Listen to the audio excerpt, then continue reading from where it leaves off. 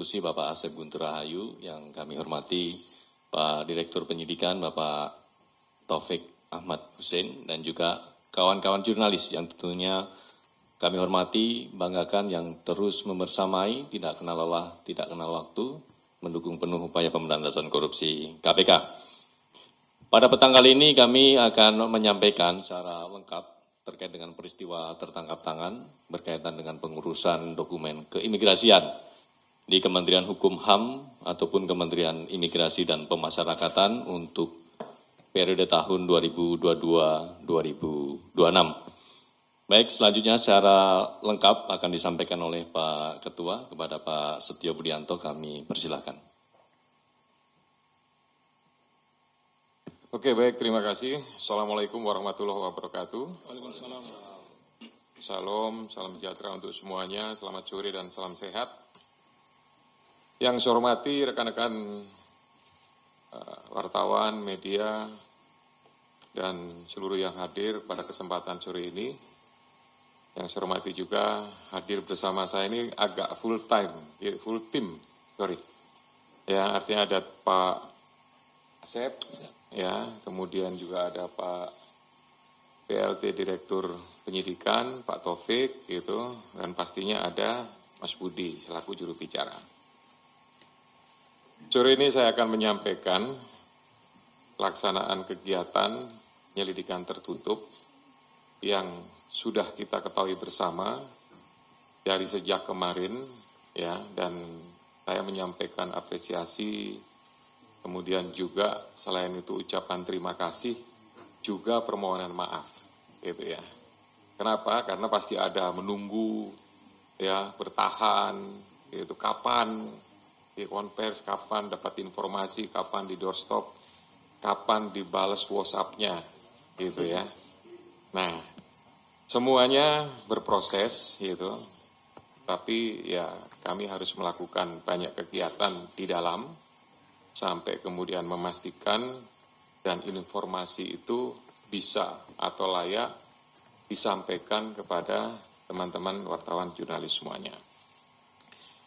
Detailnya terhadap peristiwa tertangkap tangan dugaan tindak pidana korupsi, ya, terkait pengurusan izin tinggal sementara warga negara asing di Kementerian Hukum dan HAM. Ya, saya sebut Kementerian Hukum dan HAM sebelumnya karena temposnya itu ada dari saat Kementerian Hukum dan HAM yang kemudian saat ini atau sudah beberapa waktu yang lalu, sudah hampir 2 tahun, berubah menjadi Kementerian Imigrasi dan Pemasyarakatan, ya, dengan tempos waktu kejadian tahun 2022 sampai dengan tahun 2026. Gitu.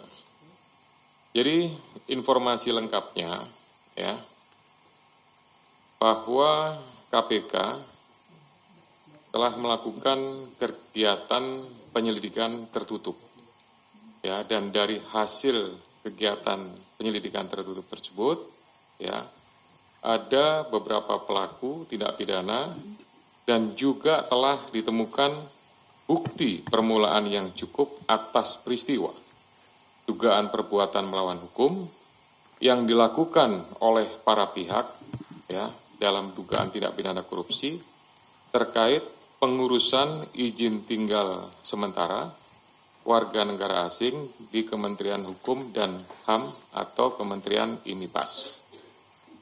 Saya masuk kepada konstruksi perkaranya. Jadi kegiatan penyelidikan tertutup ini bermula dari tindak lanjut terkait kasus atau perkara rencana penggunaan tenaga kerja asing RPTKA di Kementerian Ketenagakerjaan yang sudah ditangani oleh penyidik KPK pada tahun 2025 dan adanya data atau laporan transaksi keuangan dari Pusat Pelaporan dan Analisis Transaksi Keuangan PPATK. Jadi saya tambahkan bahwa ini sebagai latar belakang, ya, gitu. Informasi yang kami dapatkan ini merupakan sebuah pengembangan. Dulu di awal di 2025 ada kasus RPTKA, kemudian ada juga informasi-informasi yang kami dapatkan berdasarkan dari BPATK. Maknanya bahwa tidak hanya dari pengaduan masyarakat saja, tapi bisa juga bersumber bahkan dari whistleblower system, dari internal, ya dari kementerian, badan, lembaga, dan lain-lain, itu bisa sebagai dasar atau bahan kami untuk melakukan kegiatan tersebut.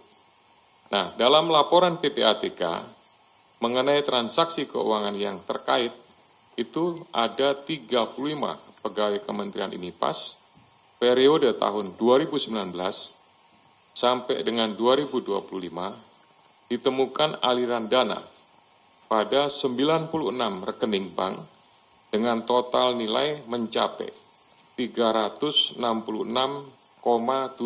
miliar rupiah. Dari total aliran uang tersebut, hanya sebesar 9,7 miliar atau sekitar 3% yang bersumber dari gaji atau tunjangan. Sementara sisanya atau 97% lainnya diduga berasal dari pihak-pihak yang melakukan pengurusan-pengurusan di bidang keimigrasian. Kemudian dalam proses penyelidikan tertutup yang sudah dilakukan, ya, dan juga termasuk kegiatan berita acara, pemeriksaan dan lain-lain, gitu, terhadap saudara SK selaku Wakil Menteri IMIPAS tahun 2025, 2026, dan juga sebelumnya menjabat sebagai Dirjen Imigrasi tahun 2023-2024, diduga telah melakukan pemerasan dengan cara, ya, meminta jatah dari pengurusan izin tinggal sementara, ya, para warga negara asing melalui saudara JS. Jadi JS ini adalah Direktur Izin Tinggal Sementara, ya, yang saat ini menjabat sebagai Kepala Kantor Wilayah Imigrasi Jawa Barat. JS kemudian memerintahkan kepada BGS dan TBS, masing-masing keduanya adalah Kasubdit pada Direktorat Izin Tinggal, untuk melakukan penarikan permintaan biaya-biaya ekstra, tambahan atau pungli dari para pengurus, baik itu penjamin, sponsor, ya, untuk para warga negara asing ini, untuk setiap dokumen permohonan izin tinggal sementara yang dilakukan proses-proses permohonan di, baik itu di Kanim, karena ada beberapa kegiatan, ada perpanjangan, ada alih status, ada update domisili, termasuk juga penambahan untuk dependen. Dependen itu misalkan dia membawa istri, anak, keluarga, dan lain-lainnya. Selanjutnya, untuk melaksanakan perintah tersebut, jadi perintah yang dari atas tadi diturunkan kepada direktur menurunkan lagi pada Kasubdit, dan diturunkan lagi nih, gitu. Ada staf-staf yang khusus untuk melakukan perintah tersebut, ya. BGS dan TBS memberikan akses kepada JSP dan GST selaku staf subdit di direktorat atau di subdit izin tinggal tersebut. Kemudian khusus untuk GST, ini diduga memanfaatkan beberapa rekening nomini sebagai rekening pengepul untuk menampung fee dari setiap pengurusan izin tinggal sementara yang bersumber antara dari penjamin, ijaz juga dari para biro jasa, atau sponsor yang mengurus proses dari warga negara asing tersebut. Ya. Kemudian ini juga mengkonfirmasi, ya, bahwa ada rekening-rekening yang tadi saya sebutkan di awal, yang 96 rekening itu yang sudah ditelusuri oleh pihak-pihak PPATK, yaitu, ya, rekening-rekening ini ada yang nomini. Jadi ada yang menggunakan cleaning service, ada yang menggunakan office boy, ada yang menggunakan keluarga, yaitu kerabat, gitu. Bahkan ada yang menggunakan rekening-rekening yang beli, gitu. Jadi memang tidak menggunakan rekening dirinya sendiri, tapi menggunakan beberapa rekening-rekening yang lain. Ya. Jadi selama periode 2022 sampai dengan 2026, para pihak di Direktorat Jenderal IMIPAS, ya, atau sebelumnya di Kementerian Hukum dan HAM, itu menerima uang secara langsung, ya, baik tunai maupun transfer, baik yang melalui layering atau perantara, sekurang-kurangnya nilainya nominalnya adalah 145,5 miliar. Uang tersebut dibagikan kepada para oknum, ada pihak-pihak di Direktorat Jenderal Imigrasi yang setiap pekan di hari Jumat, ya, salah satunya kepada saudara SK ini diperkirakan menerima jatah sekitar 100 juta rupiah per minggu. Kemudian untuk menyamarkan pembagian uang para pihak, ini yang bertugas membagikan ini, ya, memberikan atau menggunakan kode-kode distribusi khusus, seperti menggunakan istilah malaikat, yang dimaksud distribusi untuk para pejabat di lingkungan Direktorat Jenderal Imigrasi. Kemudian kode lainnya, ya, ada beberapa pihak kan yang dapat bagian ini. Ini menggunakan istilah pembayaran konser, gitu. Jadi konser grup band. Ada yang misalkan vokalis dapat sekian, gitaris dapat sekian, gitu ya. Backing vokal dapat sekian, koreografer juga tertentu. Jadi menentukan untuk membedakan jumlah dengan menggunakan kode-kode tertentu tersebut, yang mempresentasikan aliran uang itu untuk pihak-pihak tertentu. Selanjutnya, uang tersebut digunakan oleh para pihak untuk kepentingan pribadi, pembelian aset, maupun kegiatan usaha seperti mendirikan ada perusahaan towing. Jadi dari beberapa barang bukti yang berhasil disita, termasuk juga ini bisa dikatakan sebagai cangkang, seolah-olah dia memiliki aktivitas usaha atau shell company, yaitu dengan mendirikan perusahaan towing. Nah, dugaannya towing ini sebenarnya digunakan untuk kepentingan pribadi karena berkaitan dengan mungkin hobi, karena ada beberapa motor, kurang lebih sekitar 6, yang disita motor roda 2 itu adalah motor trail yang mungkin digunakan untuk kepentingan off-road, gitu ya. Dan ini kami sementara menduga sebagai upaya untuk menyamarkan uang-uang yang mereka terima dan kemudian disalurkan kepada para pihak lain.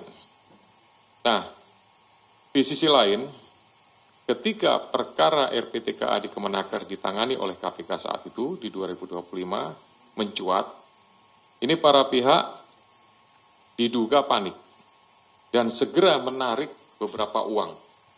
Ini ya, jadi dari beberapa rekening itu ditarik, dikeluarkan, itu mungkin bertahap ya proses penarikannya karena menggunakan nama-nama yang nomine orang lain dan lain-lain, gitu.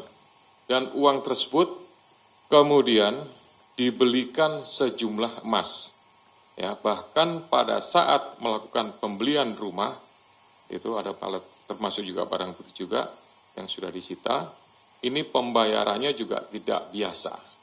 Biasanya transaksional pembelian barang tidak bergerak itu menggunakan rupiah, ya, transaksinya di bank, transfer dan lain-lain, tapi ini menggunakan kepingan emas.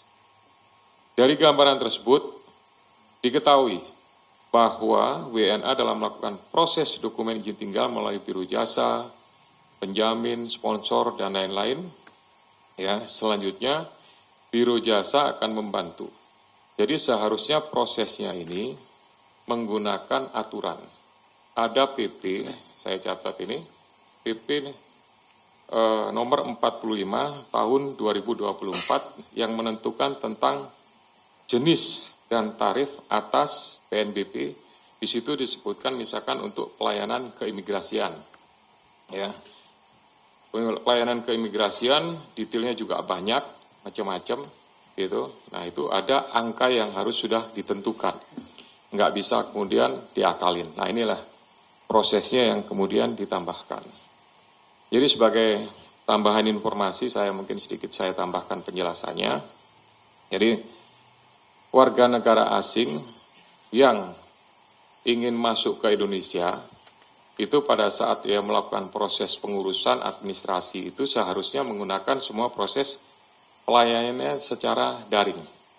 Nah, itu ada penjamin. Diawali dari kalau dia ingin berusaha, beraktivitas, bekerja, itu proses pengurusannya pertama yang dilakukan adalah RPTKA yang dilakukan oleh Kementerian Tenaga Kerja. Jadi ini sebetulnya dua kementerian yang saling berkaitan. Satunya menerbitkan untuk RPTKA-nya, yang nanti terbitnya adalah TA01, itu pun juga jelas, tapi prosesnya sudah berjalan, gitu. Nah, kemudian begitu dia ingin bekerja, maka kemudian melakukan proses visanya sudah tentukan, ya, bahwa visanya bekerja, dan kemudian ada tambahannya adalah izin tinggal terbatas, gitu. Nah, izin tinggal terbatas nanti pada saat perpanjangan juga ada 30 hari, 60 hari, 1 tahun, 2 tahun, bahkan ada yang tidak terbatas, gitu. Nah, ini proses inilah yang mulai dilakukan. Karena proses permohonan atau rekomendasi dari penjamin. Warga negara itu harus memiliki penjamin yang ada di Indonesia. Jadi kalau misalkan dia ingin bekerja di yurisdiksinya wilayah Jakarta Barat, gitu, maka pengurusannya dilakukan di sana. Nah, oleh karena ini melibatkan dari proses di Kanim di Jakarta Barat. Ya, tadi saya sebutkan ada perpanjangan, ada alih status, ada update domisili, ya, kemudian ada juga penambahan keluarga atau penambahan dependen. Nah, prosesnya, gitu, dilakukanlah di secara daring. Nah, kalau yang untuk yang dari Kanim ini, kantor-kantor imigrasi, ya, sesuai dengan lokasi itu, dokumennya setelah dilakukan secara proses daring, nanti disubmit. Nah, pada saat dia submit inilah mulai ada pungutan. Kalau dia tidak memberikan, nggak dikirim-kirim, gitu, ditahan. Barang itu ditahan, gitu. Nanti kalau dia sudah diberikan sesuatu, ya nilainya mungkin relatif, ada yang 1 juta, ada yang 1.500.000, bahkan ada yang lebih dan lain-lain, itu barulah disubmit untuk dikirim ke Direktorat Izin Tinggal yang ada di Direktorat Jenderal Imigrasi. Nah, nanti di sanalah baru dilakukan, atau di tingkat pusat itulah baru dilakukan otorisasi, gitu, disahkan. Nah, demikian juga di pusat, ya, diduga bahwa kalau tidak memberikan sesuatu, si penjamin, si pengurus ini hanya sekedar menggunakan PNBP, pembayaran secara PNBP-nya saja, maka ini juga tidak diotorisasi, tidak disetujui, diperlambat.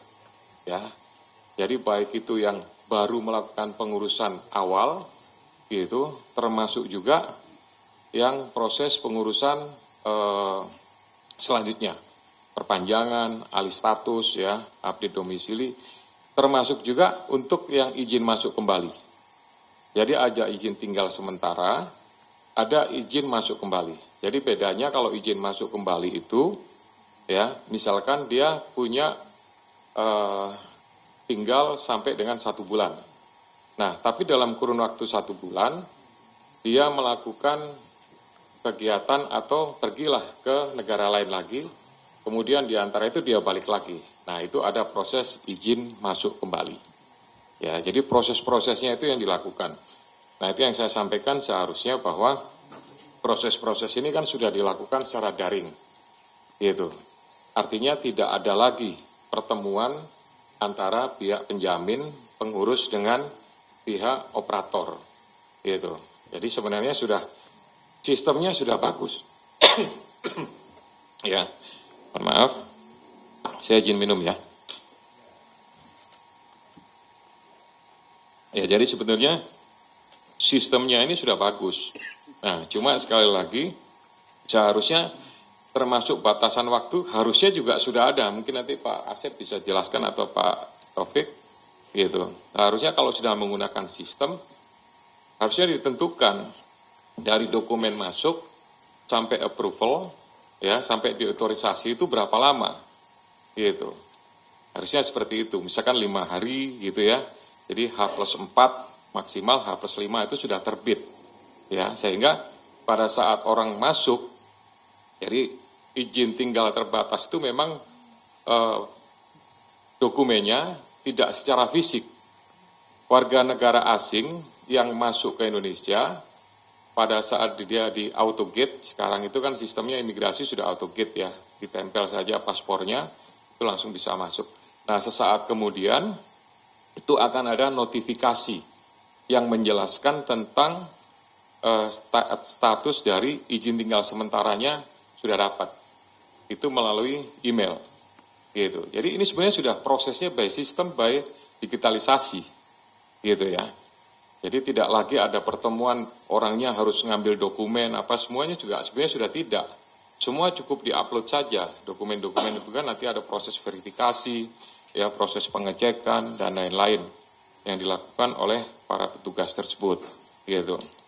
Nah, seharusnya kalau itu dibatasi durasi waktunya sehingga tidak ada lagi peluang-peluang untuk mempersulit, memperlambat ya atau mungkin ya dengan berbagai macam alasan orang yang melakukan dari pihak penjamin itu yang mengajukan permohonan kemudian dia dihambat, kesannya seperti itu. Gitu. Nah, prosesnya secara daring semuanya.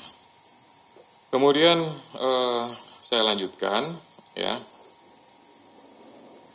Jadi ini menggambarkan ya bahwa praktek daripada proses permohonan izin ini yang tadi saya sebut dipersulit dan lain-lain dengan dipaksa membayar biaya-biaya tambahan ya pada loket-loket tertentu atau melalui proses yang sudah digitalisasi baik dari tingkat wilayah itu sampai di tingkat pusat.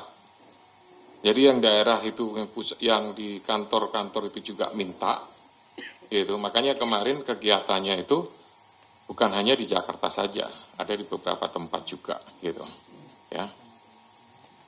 Kemudian ini menggambarkan juga bahwa perbuatan hukum dalam dugaan tindak pidana korupsi pemerasan ini dilakukan secara sistemik.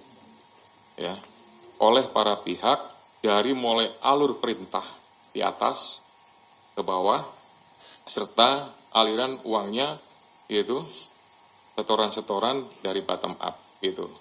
Jadi yang proses perintahnya itu dari top down, kemudian uangnya dari proses setoran dari bottom up, bawah ke atas. Ngumpulinya di bawah dengan menggunakan beberapa rekening-rekening yang nomini tadi. Atau UB atau cleaning service atau kerabat.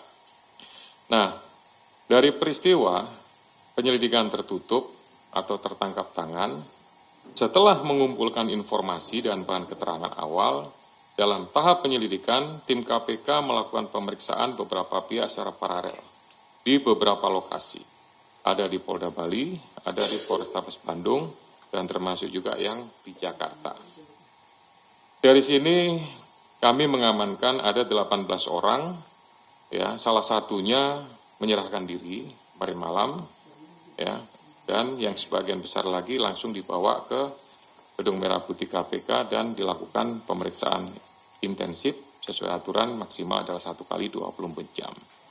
Para pihak antara lain ada SMG yang bersangkutan adalah PLT Dirjen Imigrasi 2024-2025, kemudian CS Direktur Izin Tinggal, BGS Kasubdit, PBS juga Kasubdit, kemudian RAA Kakanim Jakarta Pusat 2024 sampai dengan 2025 dan Kakanim Jakarta Barat 2025-2026. GSP Ketua Tim Alih Status ya, kemudian GST Staf Subdit Izin Tinggal, kemudian MR pihak swasta, PR swasta, RDW swasta, YK itu juga swasta, RP swasta, IR swasta, FR itu swasta, SA juga swasta, RRI swasta, IMB itu juga swasta. Dan SK yang menyerahkan diri. Selain itu, kami juga mengamankan sejumlah barang bukti yang diduga terkait. Ini kurang lebih totalnya, ya, akumulasinya mencapai 17,5 miliar dalam berbagai bentuk barang, antara lain ada 7 unit mobil, 15 unit motor, 11 unit sepeda, kemudian saldo dalam rekening bank dan rekening aset kripto, serta sejumlah mata uang asing dengan rincian yang dari GSP, saldonya di rekening ada 2,2, kemudian 3 bundel sertifikat, bidang tanah, 3 unit mobil, 5 unit motor, dan 2 unit sepeda. Dari GST, 4 akun aset kripto senilai 1,2 miliar, 4 unit mobil, 1 unit towing, 7 motor, 1 bundel BPKP, 8 unit sepeda, dan 500 gram emas. Kemudian dari RAA ada saldo atas nama, ada rekening atas nama RAA, kemudian 18 keping emas, kurang lebih 200 gram, mata uang asing, dolar, 14.500, Singapura, 10.000, kemudian dari mata uang asing Saudi Arabia, itu 30, kemudian BPKP juga, dan 1 buah sertifikat perhiasan. Kemudian kepada mereka, dari beberapa orang yang tadi yang sudah dibawa ke sini 18, ya, setelah melalui proses ekspos, ya, pimpinan dan seluruh kedeputian penindakan menetapkan, ya, atau menaikkan perkara ini ke tahap penyidikan dengan menetapkan 8 orang tersangka, antara lain SK, SMG, YS, BGS, TBS, RAA, GSP, dan GST. Terhadap para tersangka tersebut akan dilakukan penahanan selama 20 hari, terhitung dari mulai tanggal 4 sampai dengan nanti tanggal 23. Adapun lokasinya, penahanannya, GSP, GST, dan RAA ada di Rumah Tahanan Negara Cabang C1, kemudian untuk SK, SMG, JS, dan TBS, PGS dilakukan di Rutan Cabang Gedung Merah Putih.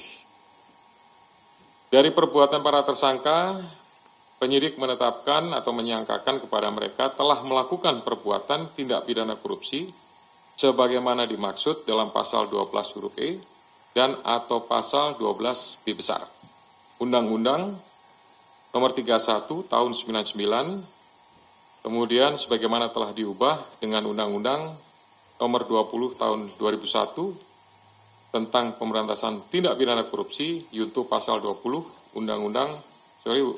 huruf C Undang-Undang nomor 1 tahun 2023 tentang KUHP. Ada beberapa hal juga yang mau saya sampaikan, bahwa kami melihat perkara di Kementerian IMIPAS ini tidak dilakukan, ya, secara individual, tapi ini sudah dilakukan secara kelompok atau bahkan secara sistemik. Ini tercermin dari pola, alur perintah, aliran uang, dan mekanisme yang terstruktur. Mulai dari proses pengajuan dokumen, verifikasi, rekomendasi, hingga terbitnya izin tinggal sementara yang melibatkan bukan hanya di tingkat pusat, tapi juga dari wilayah. Ya, tentu ini juga menjadi perhatian dan menjadi atensi juga dari sisi penindakan maupun sisi dari pencegahan, tidak menutup kemungkinan bahwa pola-pola yang dilakukan di wilayah ini dilakukan juga oleh wilayah-wilayah yang lain. Sehingga para pihak yang diamankan dan ditetapkan sebagai tersangka, tindakannya merupakan satu kesatuan. Rangkaian perbuatan yang saling berkaitan sehingga sempurnanya, atau istilahnya secara hukum adalah fultoid, perbuatan melawan hukum tindak pidana korupsi pemerasan yang telah memenuhi unsur-unsur pasal yang saya sudah sebutkan di atas tadi. Di mana unsur tindakan memaksa seseorang untuk memberikan sesuatu membayar atau menerima pembayaran dengan potongan atau untuk mengerjakan sesuatu bagi dirinya sendiri secara sempurna terpenuhi ketika permintaan pelaku telah dipenuhi dengan adanya penerimaan uang dari para pemohon izin tinggal kepada para tersangka tersebut. Sebagaimana sudah saya gambarkan tadi di awal. Perkara pada sektor keimigrasian ini memiliki cakupan yang lebih luas dibandingkan perkara terkait RPTKA. Karena tidak hanya menyangkut individu yang akan bekerja di Indonesia, tetapi juga melibatkan setiap anggota keluarga warga negara asing yang turut mengajukan atau dependennya tadi tambahannya atau menetap di Indonesia maupun turis asing yang akan berwisata. Jadi ya tentu ini menjadi suatu tantangan untuk perbaikan. Jangan sampai kemudian disalahgunakan. Mereka mengajukan visa hanya untuk kunjungan turis, ya ternyata mereka di sini bekerja, beraktivitas, melakukan kegiatan-kegiatan yang seharusnya ini adalah PNBP-nya berbeda, gitu.